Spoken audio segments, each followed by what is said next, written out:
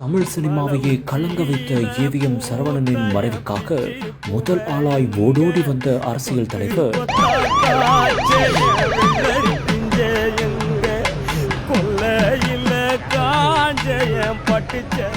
இவரை இப்படி இதுவரைக்கும் பார்த்ததே இல்லையே என்று சொல்லும் அளவுக்கு உடைந்து போய் வந்த சோக காட்சி